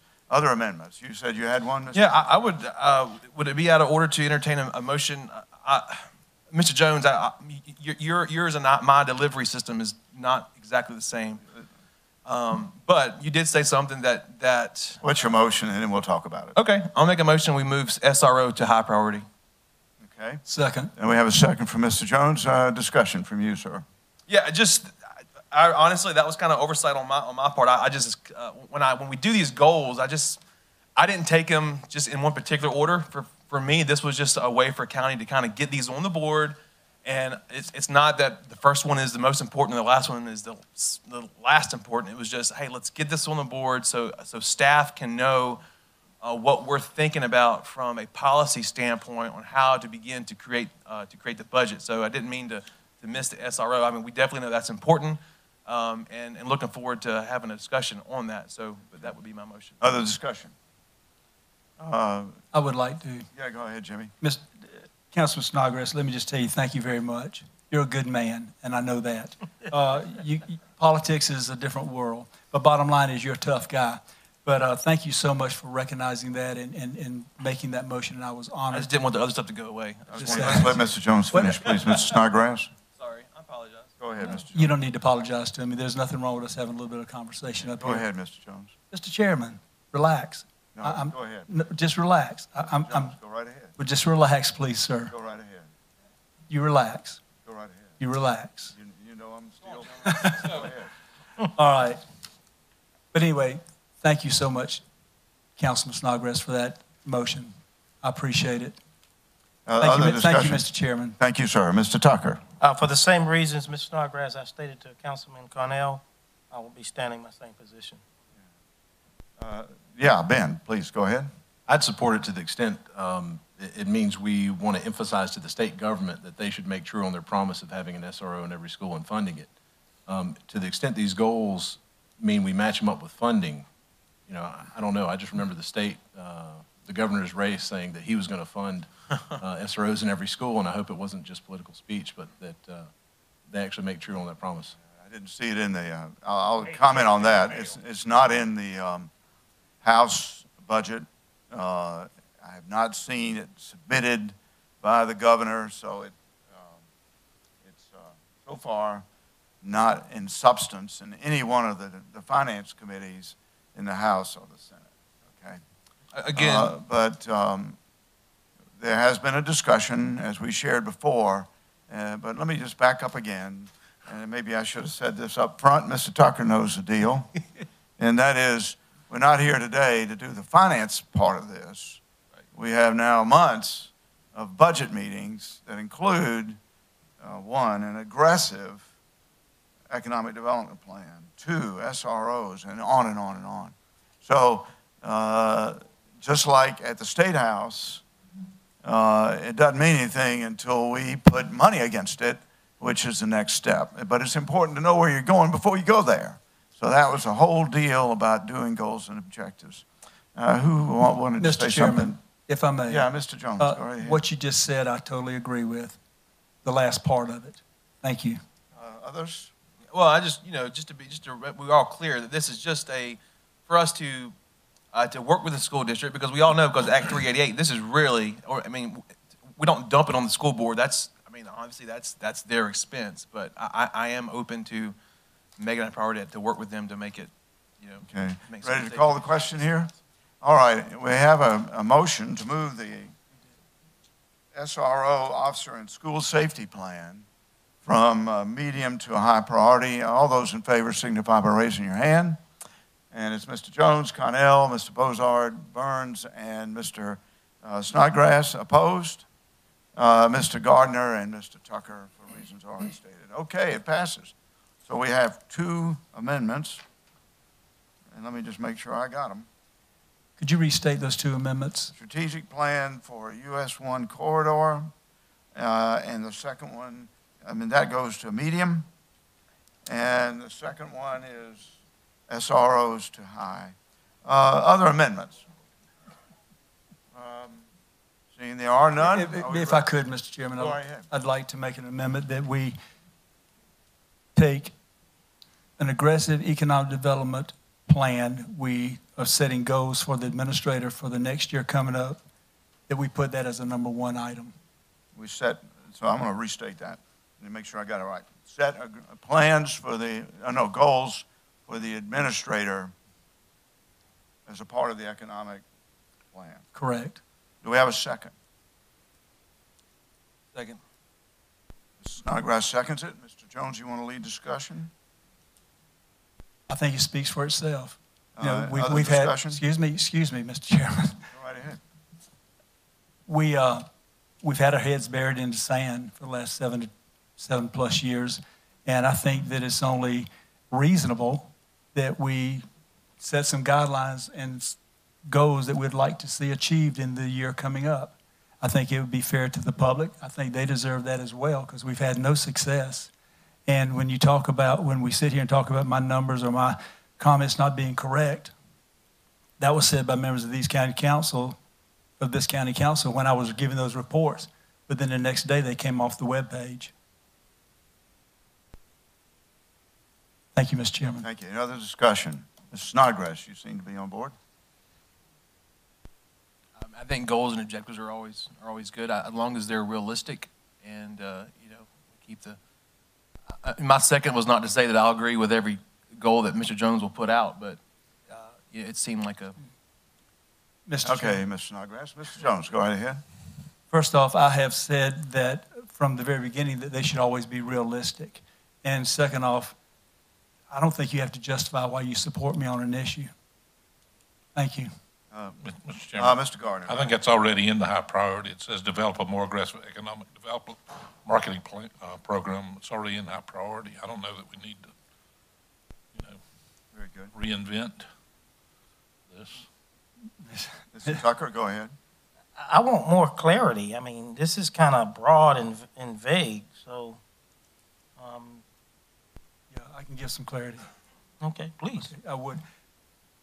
You talk about broad and vague. Tell me about everything you got written up there. Everything up there is vague. I mean, there's nothing really specific. And when we talk about setting the goals, I mean, we sit down and we talk. We have a work session with the county administrator. We sit down and we tabulate some goals and things that we'd like to see them achieve this coming year in economic development to maybe give some direction to try to have some success. Because for whatever reason, we're just not able to close the deal. We got a $2 million building sitting up there. We've got a lot of work that we've done. We got a $17.2 million bond. It's going to cost us $31 million over 30 years of time. So we've invested money. We paid an expert to come here, and we paid her $5,000. And she spoke for an hour and told us that we were great, but yet she never answered my questions when I was there. And why is it so complicated to understand that the administrator is our employee? The other employees don't work for us. Why is it so complicated? Something as simple as just set some goals for him. Economic development when you haven't had any success. So I don't understand why we're making this so complicated. And excuse me, and you know as well as I know, Councilman Tucker or Vice Chairman Tucker, you know what you're doing, and you know exactly what you're asking me, and you know that all we've got to do is sit down in a work session, come up with some goals for the administrator in economic development and move forward. And I'm talking about realistic goals within the next year. Look at how much we've lost. Look at how much we've had taken off our website that we had up there, 604, 89.9 million. And I was told those numbers were wrong. The same thing, Mr. Jones has got his numbers wrong. I don't agree with his figures. We have created 500 jobs. Well, they're gone. They were never filled. Mr. Tucker. Go ahead. Thank you, sir. You're welcome. Well, I think you made my point exactly. These goals and objectives up here has been discussed, and there's been a lot of dialogue. So that's why I'm wanting, if you want to do this, you're right. Put dots on a Hold board. on, time. Hang on, Mr. Jones. We had 3 hours of dialogue.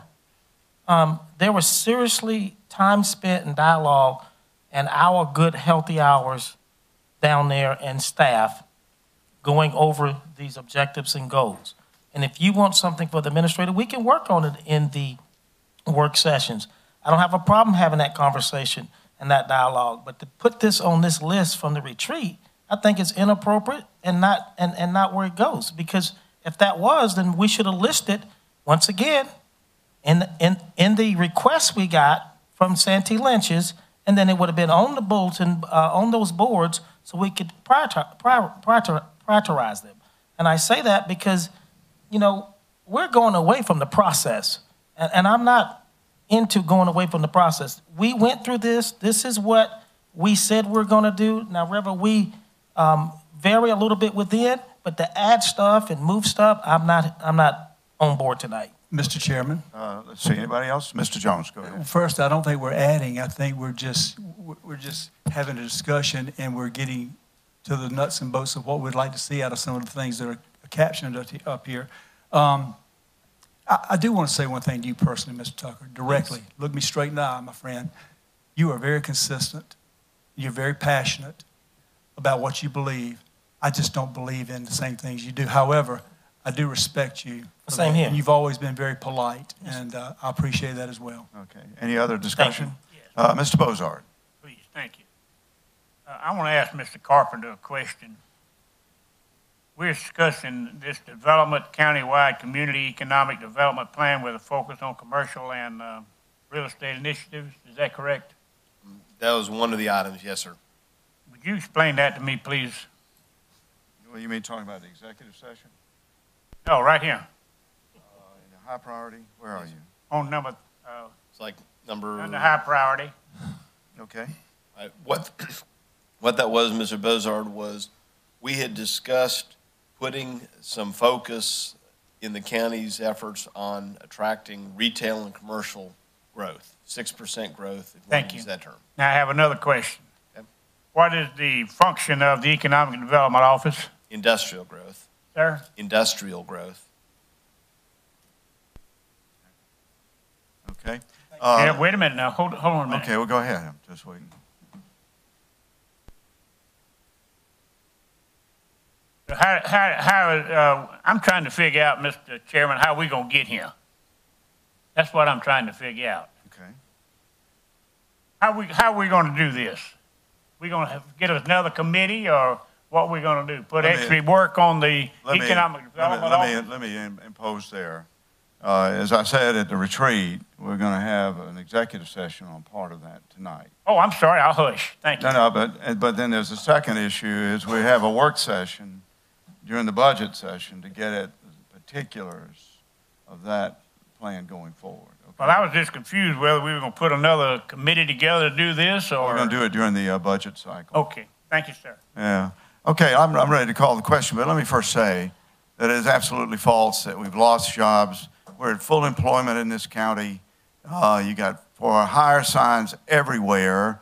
We've had an increase in our net on the FELO funding line of several $1 million. So I want the people out here in this group and on this board to know that I challenge the repeated discussion of taking an isolated point and saying the economic development has not grown.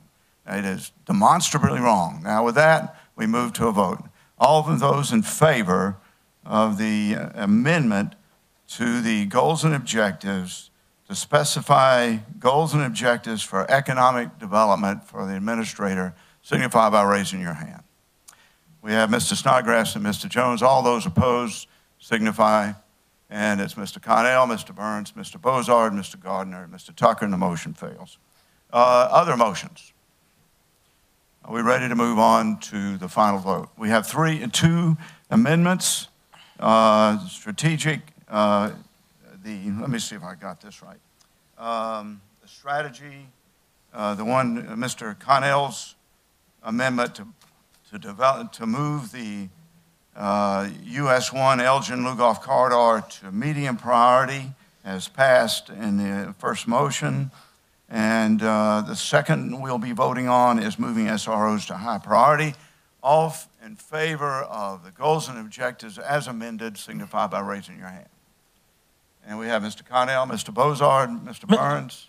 I don't think we got a motion in a second, did we? We got to back up. Oh, yeah, all those in favor of those, I need that, no. No. I make a motion that we adopt the amendments to our goals and objectives. That's right. As stated. Thank you. Second from Mr. Connell. Now. Discussion, there is none. Move to a vote. All those in favor signify by raising your hand. Mr. Snodgrass, Mr. Tucker. Thank you, Sammy. You're welcome. Mr. Gardner, Mr. Burns, Mr. Bozard, and Mr. Connell. All those opposed. Mr. Jones, and the motion passes, and the goals and objectives are passed as written and as amended. We move now to item number 3, Heritage Point 2 landscape and irrigation bid. It's at tab I. And on the board, Mr. Carpenter, please. Mr. Chairman, members of council, we have in front of you the low bid being requested for approval tonight by council for the landscaping and irrigation of the Heritage Point 2 spec building. A low bid of smoke irrigation for $41,225. Very good. Can we have a motion to approve? Make a motion to approve the said bid for lowest bidder. Mr. Tucker, a second. Second. Second, Mr. Bozard. Any discussion? Yes, go ahead, Al. Mr. Carpenter, how many square feet are we talking about here? Pete, do you?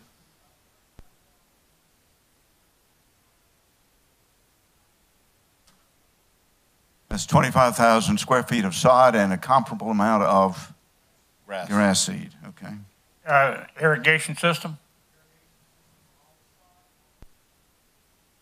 Okay. Okay, so, thank you. Full up irrigation. Okay, very good question. Comments? Quick comment. Yeah. Thank you, Jones. Mr. Chairman, members of County Council. What is our total that we have spent so far on the industrial sites? I think we can. If I don't have it with me at the moment, I can get it for you, Mr. Jones. This money's coming out of the bond. Yes, sir. Yeah, as I said, this money's coming out of the bond. How about this? Where are we at with the bond? Is it 5 million, 6 million? No, sir. We're much closer to 4 million. 4 million. Okay. Yes, with this? Yes, sir. Okay. Thank you. Others? Okay. We're ready to move to a vote. All those in favor signify by raising your hand. And it's unanimous. Mary, move to item number 4, proposal for 2019 countywide aerial ortho express imagery service. At tab J, this sounds like what I used to do in Bosnia. Mr. Carpenter, can you explain this, please? Mr. Chairman, members of council, the last time we did an overflight of the county was in 2015. We are looking to do a new aerial overflight of the county. The reassessment starts this coming year, so we need to get up-to-date aerials on the books. You have to do those in winter in order to get the best overflight. Because an adjacent county is also doing one, we can get a discount if we go with them. So we're requesting that we go ahead and do the overflight now, and then we can pay it out of the next 2 budgets. All right. Do we have a motion to approve? I make the motion that we approve the aerial photography. All right, Sammy, a second? Second. Second from Mr. Bozard. Any discussion? Yes. Yeah, Sammy, go right. Mr. Carpenter, what you think an estimate cost is going to be on this? That's going to be $46,000 total. Okay, so that the How much? 3,500 is not. I'm sorry? That 3,500 on there is not going to be included. No, sir. That's the state will pay that $3,500 for the 3-band infrared that they'll be getting. Okay, thank you. We don't use that ourselves. Okay. Say again the price, please. $46,000. Yeah. Other discussion, Mr. Gardner? Who else uses this information? Just the county? So GIS, so everybody. GIS uses it. City, county, the state, realtors. Do we charge those folks to use this information since we're footing the It bill depends for on it? it depends on how they request it from us. If they go online, we don't. So anybody uses it online, it's just available for everybody. If they request actual data from the county, then there's a cost for it. I think a number of years ago that it was $90,000 to It do was. this. And I know the city uses a lot of that for their sewer and those sorts of things. Is this not something that we could partner with them to get them to pay for part of this? For the city itself, to my knowledge, we haven't. It's the whole county. You can't not take the city when you're taking the county. So we can certainly request they do it, but if we do it, we have to do it for all of the county. Oh, I understand. I'm just looking for ways to save some money. Yes, sir. Since there are other entities that use it, I know several years ago that the chamber used this as well and sold maps off of it for profit. And I requested that they make a contribution towards it. They didn't like that very much, but still, you know, we foot the bill for it, and I don't know why we couldn't ask for at least a small portion. Like I said, depending on how they request the data from us, I understand. then we can charge. No problem. Very good. Others? All right. No further discussion. Let's move to a vote. All those in favor signify by raising your hand. And it's unanimous, and it's pretty clever there, Mr. Carpenter. Thank you. It passes. We move to council briefings, and it begins with you, Ben. Please. Oh, just 2 things. Of course, I'm a little biased towards wrestling as a local high school sport, but I wanted to congratulate Lugoff-Elgin High School for winning their region. Long tradition of stout wrestling performance there, and then North Central's athletic program, their coaches and assistant coach, Coach Brazel, and also Coach Jeremy should be commended. They finished 2nd in the state as a team. The team competition happens right before you have individuals coming up in the next few weeks, but it's the best they've ever performed in the state. It's a real credit to the program, the parents, and the school district in supporting that program, who are just forming young men through trials that will prepare them for the rest of their lives. Once you've been out there in spandex under in the light for an extended period of your athletic career, not much else can bother you. That's all I have, Mr. Chairman. Thank you. Mr. Jones. Mr. Chairman, I have no report tonight. All right, very good. Mr. Snodgrass? I just wanted to thank the staff for doing a great job of organizing a wonderful retreat for us. Yep. It was the first one that I was able to be a part of, and I think those are important. As organizations I've been a part of before, it's always good to get your goals out there so you can know where you're going, and so I appreciate that. Appreciate council, you're helping me out getting some things that have been important to me on the radar. A lot of folks in East Camden have just made several comments to me that for the first time in a long time, they've just heard those 2 words mentioned together in paper and other goals and objectives, and that's East Camden. So Thank you so much. In fact, I told my council members at the retreat, I said, my goal in these next 4 years is for you to get tired of me saying East Camden. So I really appreciate that. And I do want to just say to Vic and his staff, you guys do a great job. I know we just kind of got finished with a lively discussion about some things, but just wanted to reiterate that I believe you do a great job. And I know that economic development is a tricky thing. There are successes that we'll never see just because of the nature of what economic development is. But just wanted to reiterate that. Just keep on keeping on. Yeah, Mr. Tucker. Thank you. Just want to dovetail a little bit on what Councilman Snodgrass said and give you a little bit of my feedback from the retreat. Awesome job from staff, Ms. Mary and Danny and Vic. I thought, in my personal opinion, that some of our department heads got slighted. And what do I mean by that? It was a long day Saturday. It was real long.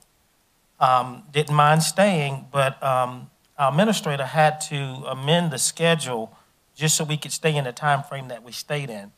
So I'm recommending all of you, unless God sees different, will be here next year, that we maybe talk about a 2-day retreat where we start that Friday early afternoon and then go into Saturday. So, because it's important to hear from our department heads and our elected officials, and it's not just what they're requesting, but what they have accomplished over this past budget year and where they're at. So that's my seed that I'm sowing tonight, and we'll be bringing that back up as we get out of this budget year coming up into the new year, and I hope that you would consider that. The other thing that I like to say that I've had conversation with the administrator and also our economic development director, Ms. Peggy.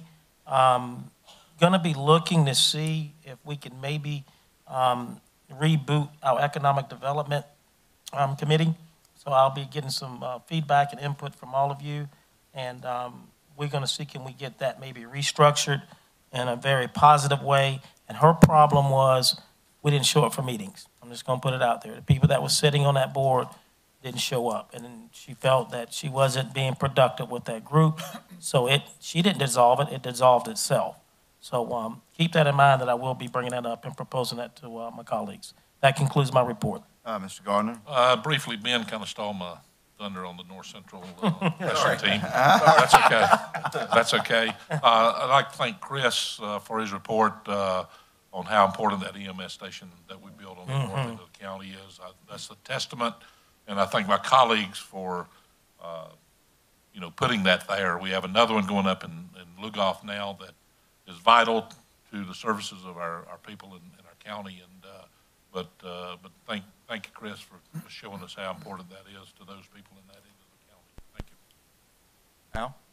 Thank you, sir. Since our last retreat, I have been going through the 208 pages on the survey that the Planning and Zoning had. I'm on page 60 right now. There is some very good comments that the citizens of Kershaw County gave us. At the same time, there were some very hurtful and meaningful comments also. However, we asked for it, so we got to live with the good and the bad. So we welcome the comments, whether they're good or bad. So don't be afraid of what I just said there. Some of the comments, and Mr. Carpenter and I talked just a little bit ago before the meeting started about this. We seem to have a problem in our county with some signs.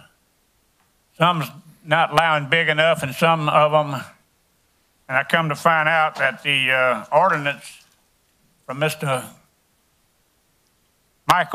Conley has changed a couple of years back, that we are using and can use bigger signs now out on the interstate and so forth. So that's one issue that's been taken care of. But the biggest thing throughout that survey that I found so far on my 60 pages is that we aren't keeping the people informed. The people really don't know what's going on in the county. And they talk about transportation studies out on 601 and then Elgin. We had two of them. One of them is partially funded and one of them is not. No money is in the other one yet. So that's one thing. And the redoing what Mr. Ben talked about earlier, US 1, that was one of the studies we done. That's one no money's for yet. If do we have that on the internet, Mr. Conley? Is that available to the people, these questions, I mean, these surveys?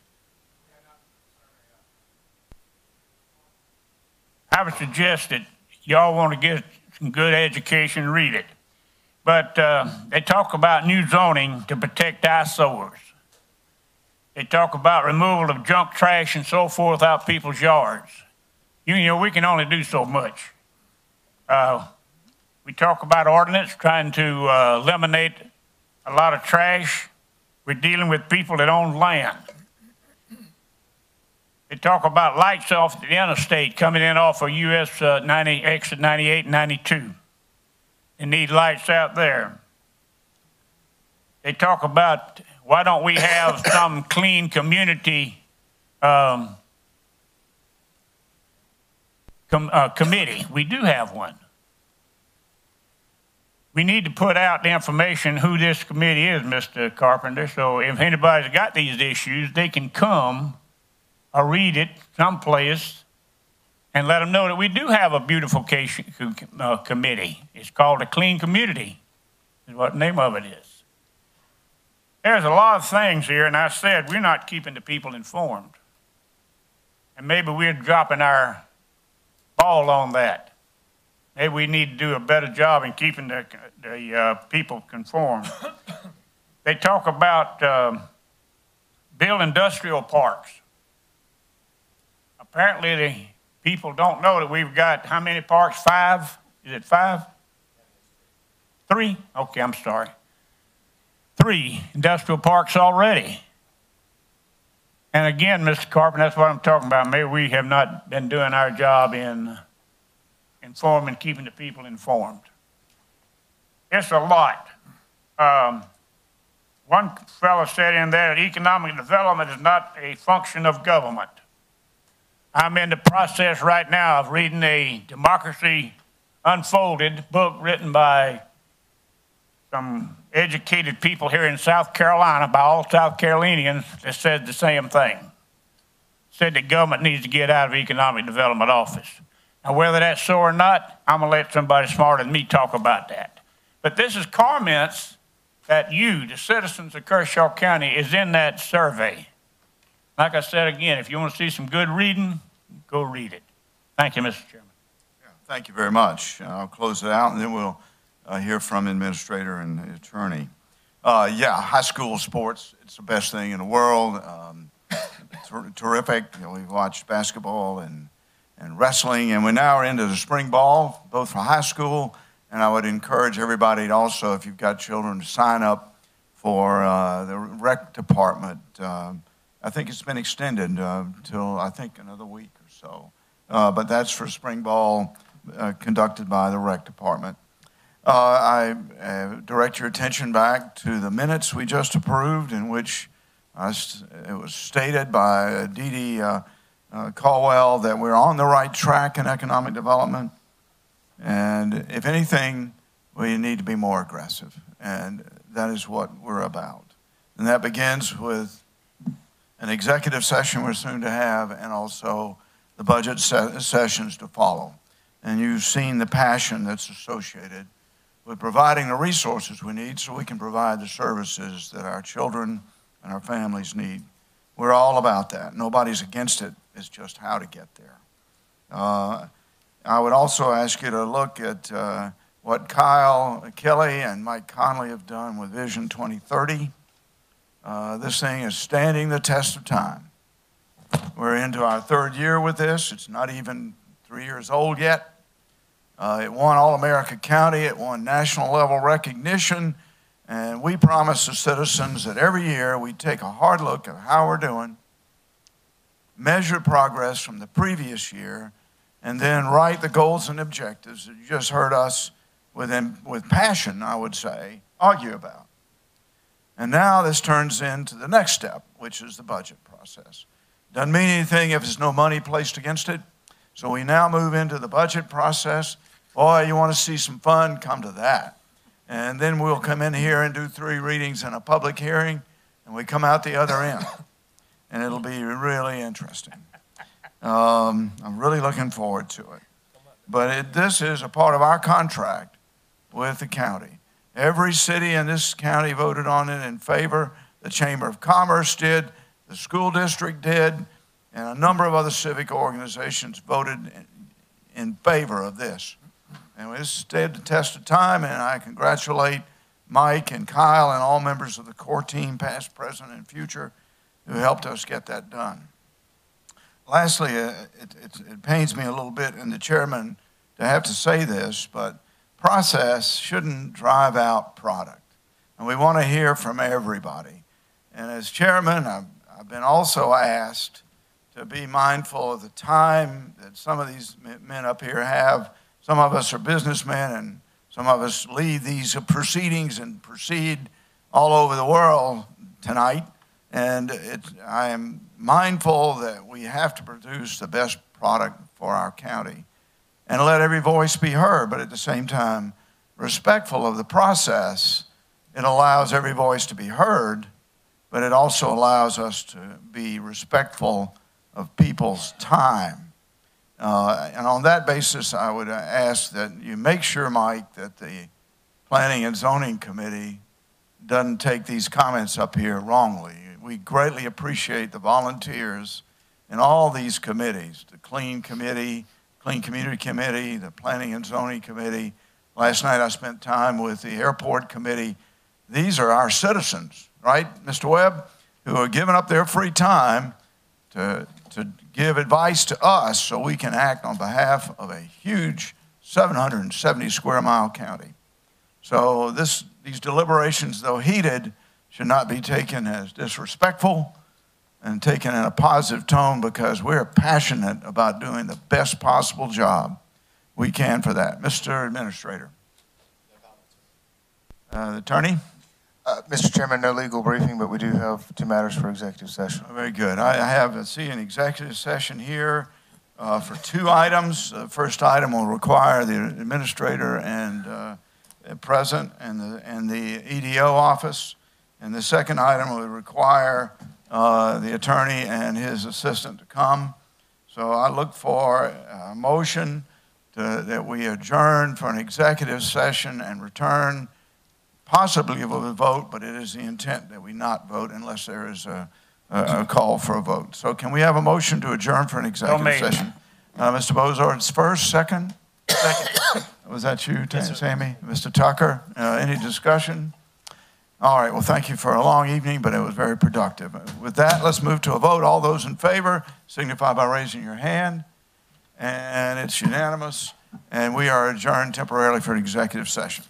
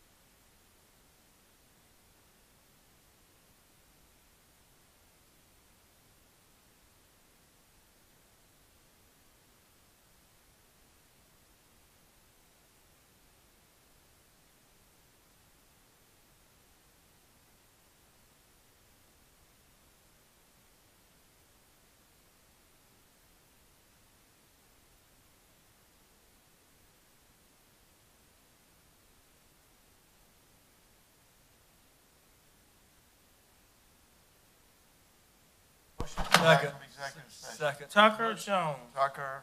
Jones. and Jones. Any discussion? Seeing there is none, all those in favor, raise your hands. It's unanimous. Let's have a motion now. Motion to adjourn. To adjourn. Second. Have a second.